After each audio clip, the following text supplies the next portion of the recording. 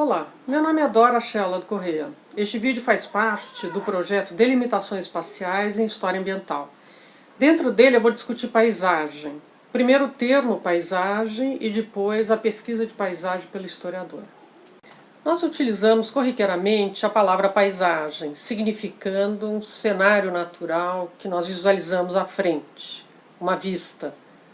Em geral a gente tem uma relação estética com essa vista. Uma paisagem bonita, uma paisagem feia, uma paisagem degradada.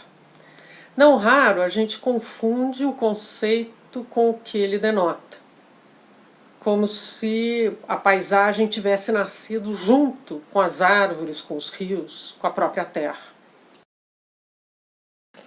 A ideia de paisagem foi construída na Europa Ocidental a partir do século XV, durante o Renascimento, através de um tipo particular de pintura que representava cenas da natureza visualizadas pelo artista a partir de um ponto de vista externo.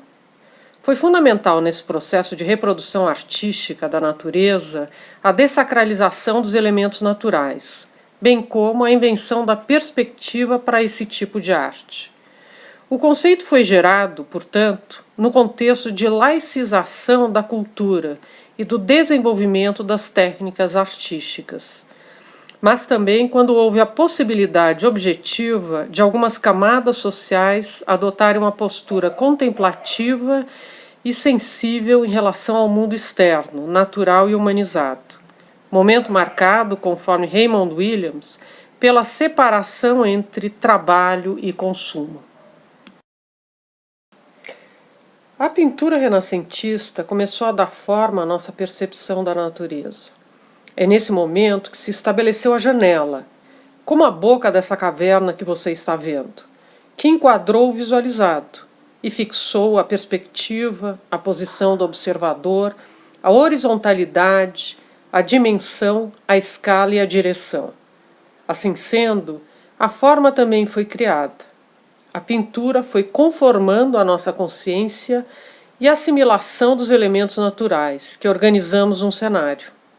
Segundo Anne Coquelin, estamos permanentemente sendo educados no modo de ver e de sentir a natureza.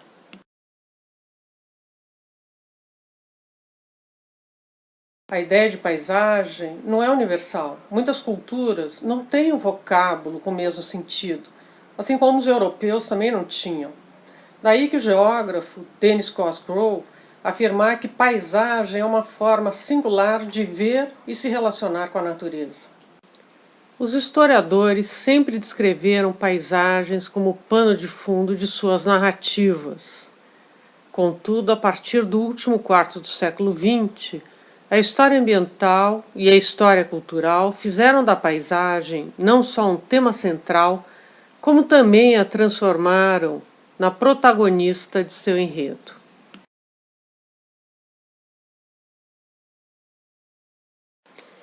Em geral, o historiador de formação trabalha com paisagens descritas em documentos arquivísticos, em crônicas, cartas, romances, mas também com paisagens pintadas, desenhadas, fotografadas, filmadas ou, mais recentemente, memorizadas e relatadas oralmente. Estuda, portanto, representações das formas visualizadas. Não foi ele, a priori, que definiu o conjunto selecionado, recortado e categorizado, mas o seu testemunho, entre ele, o historiador, e o conjunto de elementos enxergados, pintados, fotografados, filmados ou descritos, ao pintor, o fotógrafo, o cineasta e o cronista em seus respectivos lugares sociais e tempo.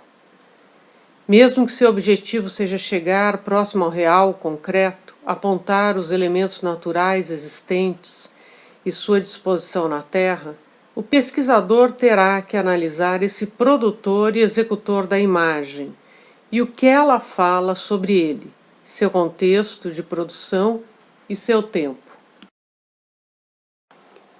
O Piano Bezerra aponta que a paisagem tem história.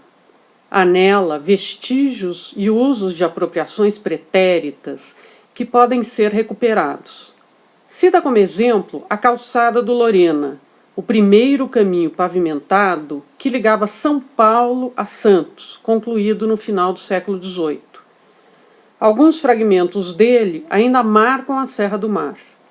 Em vídeo, que é parte deste projeto, o professor Rogério Ribeiro de Oliveira discute os paleoterritórios. Ele localizou 1.035 carvoarias que datam do século XVIII e XIX no maciço da Pedra Branca, na zona oeste do Rio de Janeiro. A documentação arquivística nada informa sobre as pessoas que sobreviviam dessa atividade naquela época. A partir desses trabalhos, tem-se refletido sobre o uso da paisagem visualizada diretamente pelo historiador em trabalho de campo, como um documento. O pesquisador pode ler a paisagem como aponta Jean-Marc Besse. Não que se considere que a observação dos testemunhos materiais, o conjunto de formas que compõem o cenário observado através do trabalho de campo, agregará maior objetividade à investigação historiográfica. Muito menos que tal procedimento signifique um upgrade metodológico. Mas a riqueza está em interpretar tanto os dados levantados em campo com as informações coletadas nos arquivos, pinturas, desenhos e memórias orais, como o inverso, criticar as fontes arquivísticas, memoriais e artísticas, contrastando-as com as observações em campo. Se alguns vestígios do passado, como caminhos, carvoeiros, plantas e animais exóticos, nos revelam transformações nos usos e nas formas de exploração da terra, os documentos escritos, as pinturas, as fotografias e as memórias preenchem esses cenários com imagens, ideias e sujeitos históricos, ou silenciam sobre eles. Evidenciando os sentidos desses conjuntos de formas, afirmam uma estrutura de poder e espelham a marginalização de grupos sociais. A inexistência de informações nas fontes históricas tradicionais sobre um grupo social que deixou vestígios materiais num dado lugar orienta sobre inúmeros aspectos estruturais dessa paisagem residual, bem como sobre essa sociedade que não vê ou não quer ver parcela dela mesma.